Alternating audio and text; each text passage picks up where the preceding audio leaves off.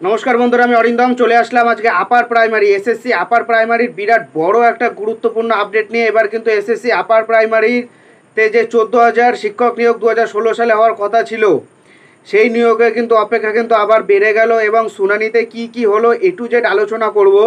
So বন্ধুরা, ভিডিওটা কিন্তু কেউ আপনারা স্কিপ না করে প্রথম থেকে শেষ পর্যন্ত দেখার অনুরোধ রইল এবং চ্যানেলটা যদি ভালো লেগে থাকে তাহলে অবশ্যই করে সাবস্ক্রাইব করে আমাদের পাশে থাকবেন। সো বন্ধুরা, চলুন আজকের এই গুরুত্বপূর্ণ ভিডিওটা শুরু করি।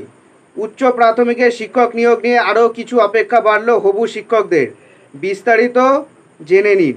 আরও অপেক্ষা বাড়ল চাকরি প্রার্থীদের। উচ্চ প্রাথমিকে শিক্ষক নিয়োগ মামলায় ফের তারিখ দেওয়া হলো। পরবর্তী শুনানির তারিখ 28শে জুন, অর্থাৎ ঠিক এক সপ্তাহ পর। দীর্ঘ অপেক্ষার পর আজ কলকাতা হাইকোর্টে আপার প্রাইমারি শিক্ষক নিয়োগ মামলার শুনানি হয়, তবে কোনো নির্দেশ দেওয়া হলো না। ফের পরবর্তী শুনানির তারিখ দিয়ে দেওয়া হলো। এদিন কমিশন তার নিজের বক্তব্য তুলে ধরেছে। এসএসসির বলা শেষ হয়ে গেছে। পরবর্তী শুনানিতে বিরোধী সব পক্ষ জবাব দেবে বলে জানানো গেছে। আপার প্রাইমারি পরবর্তী শুনানি ফিক্সড ম্যাটার হিসেবে রাখা হয়েছে। বেশ কয়েক হাজার চাকরি প্রার্থী আদালতের দিকে তাকিয়েছিলেন আজকে। আপার প্রাইমারি মামলায় শুনানি বারবার পিছিয়ে যাওয়ায় হতাশ হয়েছেন চাকরি প্রার্থীরা। দীর্ঘ 10 বছর নিয়োগ যন্ত্রণার অবসান কবে হবে প্রশ্ন তুলছেন চাকরি প্রার্থীরা। সরকারের সদিচ্ছার অভাবে থমকে নিয়োগ রয়েছে প্রক্রিয়া। ক্ষোভ প্রকাশ চাকরি প্রার্থীদের। নিজেদের প্রাপ্য আদায় করতে রাজপথে বারে বারে আন্দোলন করছেন চাকরি প্রার্থীরা। তবে নিয়োগ প্রক্রিয়া দীর্ঘ 10 বছর শেষ করা এখনও পর্যন্ত যায়নি। চাকরি প্রার্থীদের দাবি, প্রথম কাউন্সেলিংয়ের পরে দ্রুত দ্বিতীয় কাউন্সেলিং শুরু করতে হবে এবং যোগ্য প্রার্থীদের অবিলম্বে নিয়োগ করতে হবে।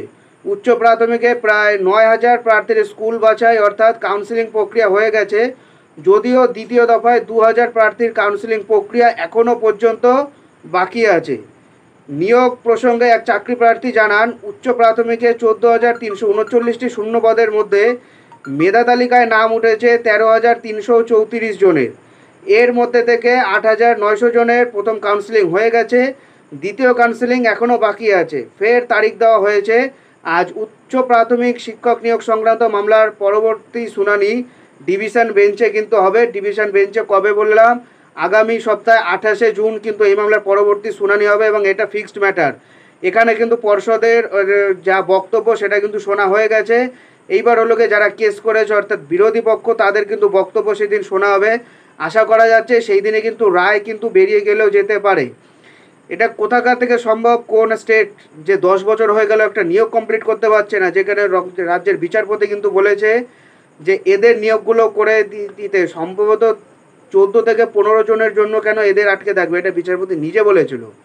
তো 28শে জুন পর্যন্ত অপেক্ষা করতে হবে। আজকের ভিডিও এই পর্যন্তই, দেখা হচ্ছে পরের ভিডিওতে। ভালো থাকবেন সবাই, নমস্কার, জয় হিন্দ।